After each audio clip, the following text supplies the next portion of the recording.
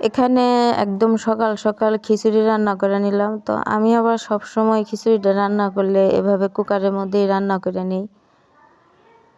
আর আমাদের ঘরে পাতলা খিচুড়িটাই সবাই অনেক পছন্দ করে। তো আমি আবার খিচুড়িটা রান্না করলে সবসময় পাতলা করেই খিচুড়িটা রান্না করি। আর খিচুড়ি রান্না করলে আমি সবসময় সকালবেলা রান্না করি, কারণ সকালবেলা রান্না করলেই সবাই পছন্দ করে, দুপুরবেলা রান্না করলে একদমই খাইতে চায় না। আর আমার কাছে সবসময় এই পাতলা খিচুড়িটা অনেক পছন্দ। আর আমি কিন্তু বাগার দিয়ে আনিছি, কারণ খিচুড়ির মজা হইতো বাগারে, বাগার না দিলে তো খিচুড়ি একদমই ভালো লাগে না। তো আসসালামু আলাইকুম, সবাই কেমন আছেন? আশা করি সবাই অনেক ভালো আছেন। আলহামদুলিল্লাহ আমি ভালো আছি। তো এখানে খিচুড়ি দিয়ে নাস্তাটা করার পরে সকালবেলা আয়সা পড়লাম এখানে দুপুরবেলা রান্নার জন্য।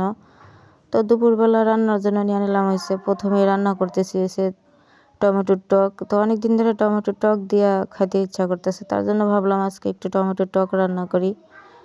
তো আমার কাছে আবার মাছ দিয়া টমেটোর টকটা রান্না করলে অনেক ভালো লাগে, কিন্তু আমাদের এখানে আবার একদম সিম্পল করে রান্না করে। এই যে টমেটো টকটার সাথে আপনার একটু লবণ, একটু মরিচ, একটু হলুদ আর কাঁচামরিচ, এতটুকুই, আর কিছু দিব না। তো অল্প অল্প করে মশলা দিব, দিয়া তারপরে রান্না করে। অনেকে আবার বাগার দিয়া রান্না করে রসুন দিয়া, তবে ওইটা আমার পছন্দ না, কারণ টমেটো টকের সাথে আমার জিরা, তারপরে এই যে রসুন, এগুলা দিলে আমার কাছে একদমই ভালো লাগে না। তো আমি আবার একদম সিম্পল করে এই টমেটোর টকটা রান্না করি। এভাবে টমেটোর টকটা রান্না করলে টমেটোর টকটা খাইতে অনেক মজা হয়। আর আমি এদিক দিয়ে ঝোলও দিয়ে দিছি, তারপর ধনিয়া পাতাও দিয়ে দিছি। তো টমেটোর টক রান্না করতে বেশিক্ষণ সময় লাগে না। তো অনেক দিন ধরে ইচ্ছা করতেছে ধনিয়া পাতা দিয়া তারপরে মাছ দিয়া এভাবে টমেটোর টক রান্না করে খাওয়ার জন্য। আর টমেটোর টকটা খাইতে কিন্তু অনেক ভালো হয়েছে। তো আপনারা কিভাবে টমেটোর টকটা রান্না করেন কমেন্ট করে জানায়েন। আর আপনাদের কাছে কীরকম লাগে এই টমেটোর টকটা, তাও কমেন্ট করে জানায়েন। আমার কাছে আবার অনেক ভালো লাগে। তো আমার হচ্ছে 2 চুলা। তো 2 চুলা হইলে কি বা একটা চুলার মধ্যে রান্না করতে হয়, আরেকটা চুলা নষ্ট হয়ে গেছে। তো কয়েকদিন আগেও নষ্ট হয়ে গেছিলো, তো অনেক দিন পর্যন্ত জ্বলে নাই। তা আবার নিজে নিজেই জ্বলছে।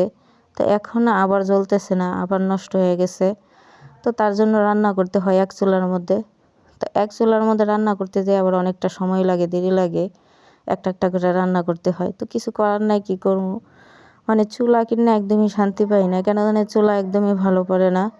তো 2 চুলা আনি তাড়াতাড়ি রান্না করার জন্য। তো কয়েকদিনও ব্যবহার করতে পারি না, চুলা জায়গা নষ্ট হয়ে এরকম আর কি।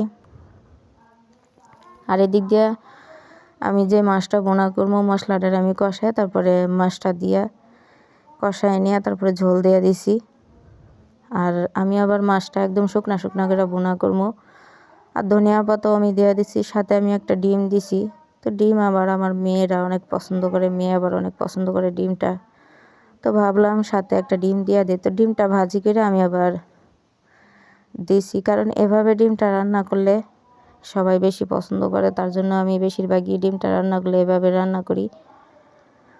আর এই তেলাপিয়া মাছের মাথাটা আমার আবার অনেক পছন্দ। আমি সবসময় তেলাপিয়া মাছ ঘরে আনলে মাথাটা আমি আমারই খাওয়া হয়, কারণ তেলাপিয়া মাছের মাথাটা আমার এতটাই পছন্দ। তবে অন্য কোনো মাছের মাথা তেমন একটা খাওয়া হয় না, আমার কাছে তেলাপিয়া মাছের মাথাটাই বেশি ভালো লাগে। তো এই যে টমেটো টক রান্না করলাম, মাছ বোনা করলাম। তো রান্নাগুলো কীরকম লাগলো আপনাদের কাছে কমেন্ট করে জানায়েন। আর আমার রান্নাগুলো যদি ভালো লেগে থাকে তাহলে একটা লাইক, কমেন্ট, শেয়ার করে দিয়েন। আর আমি এখানে কোনো এক্সট্রা করে রান্না করি না, আমি প্রতিদিন